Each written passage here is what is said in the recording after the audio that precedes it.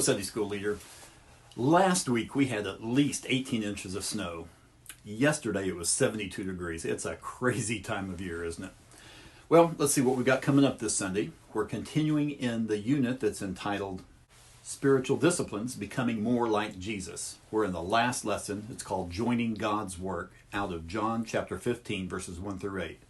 The point is believers are to join God's work in both the church and the world. If you saw last week's prep talk, you will remember that my wife was in the hospital. Her ammonia levels had gotten out of whack, and now they're back under control. We were able to go home last Wednesday afternoon, right in the middle of that snowstorm. But we made it home just fine. You know, there's nothing like sleeping in your own bed, is there? Well, this week, we're in a familiar passage for those of us who have been in church for a while. This is going to be Jesus. He's speaking these words on the night of his arrest, less than 24 hours before his crucifixion. Now, I spent the night with my dad as he was in the hospital about a day before he passed away back in 2003. And I cherish that time, and I can recall the things that we talked about. And I'm sure that the disciples did the same thing as they thought back on some of the words that were spoken by this, the last words spoken by this pre-resurrected Jesus.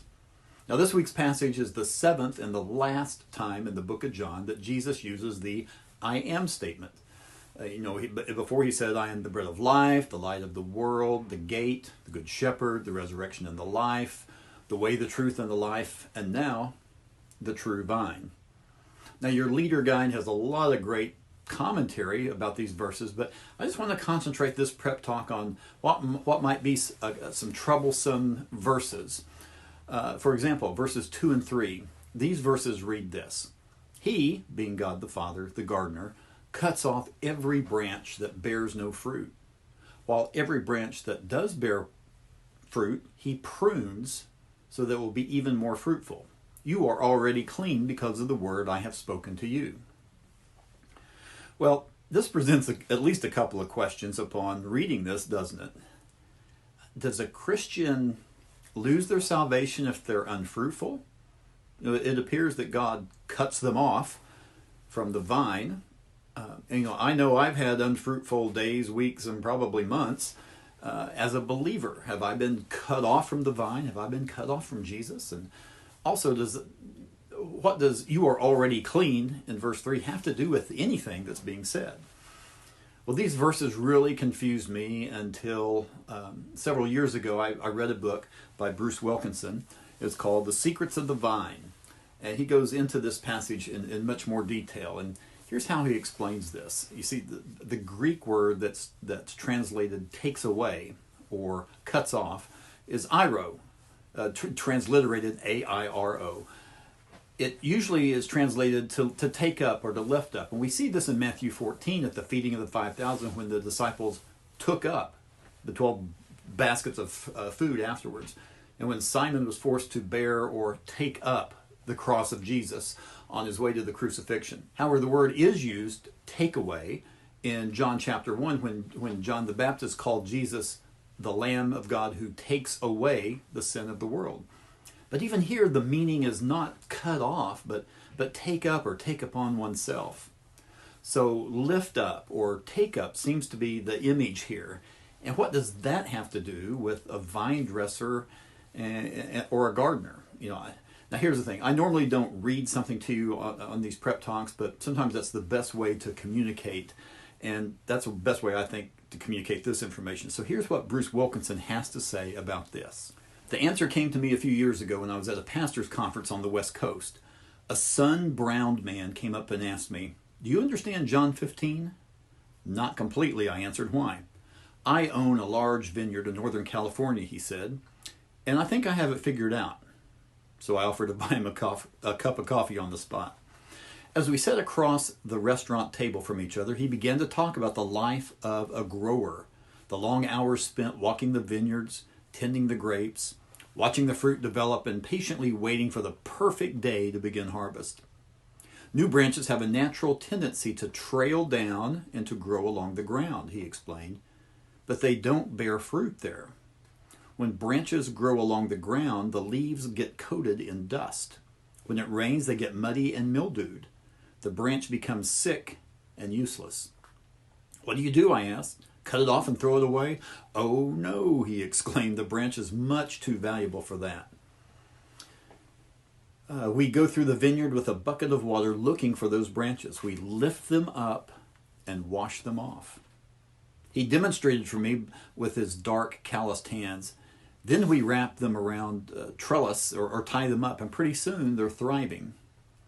As he talked, I could picture Jesus' own hand motions as he taught in the vineyard that night. He was showing how the Father makes sure his crop comes in full and sweet. When the branches fall into the dirt, God doesn't throw them away or abandon them. He lifts them up, cleans them off, and they flourish again.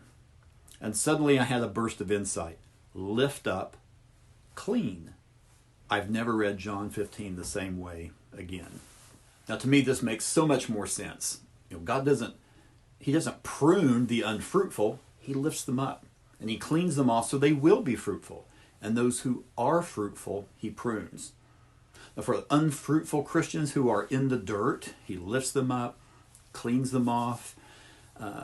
But oftentimes, here's the thing, we like it in the dirt, don't we? We don't want to get cleaned off, and that dirt can get encrusted on us, and we're comfortable with it.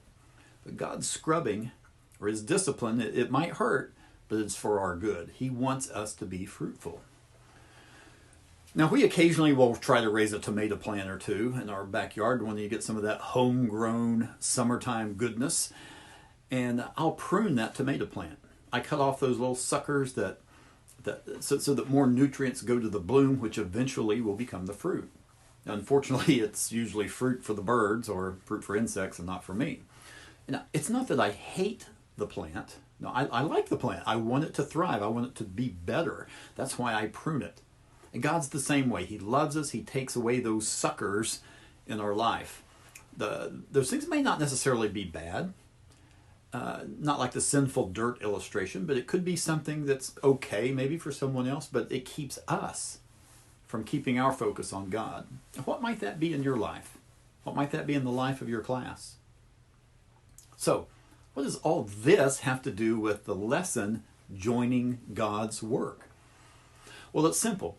We are to join God's work both in the church and in the world. But when other things, be they sinful or just time-consuming, that when they take us away from that, God will either discipline us or prune us. He wants us to be fruitful, to use our spiritual gifts for the building up of the church, building up of fellow believers. Now, verse 6 might also cause some problems as well. It looks like that if we remove ourselves from the vine, then God throws us into hell, throws us into fire. I liken this to the parable of the wheat and the tares that look similar until harvest. Then when the wheat is harvested, then the weeds are gathered and burned. You see, a branch of a vine just can't decide on its own not to be part of the vine anymore. It can pretend to be a part of the vine. It can look like a part of the vine. It can act like a part of the vine. But it never was a part of the vine. Just like in Matthew chapter 7, verses 21 through 23, when Jesus says, not everyone who calls me Lord will enter heaven. But they'll say, hey, Jesus, we prophesied. We cast out demons. We did wonders. And what's Jesus say? I never knew you. He didn't say, I knew you and then you removed yourself from me. No, he said, I never knew you. Well, that's all I have for this week. Next week, we're going to be in a new quarter. We're going to be starting a new unit on the essentials of Christianity, and we'll be looking at the nature of God out of John 14, just one chapter before our text this week. So leaders, don't forget to pray for your class. Thank you guys very much for watching. I do appreciate all of you.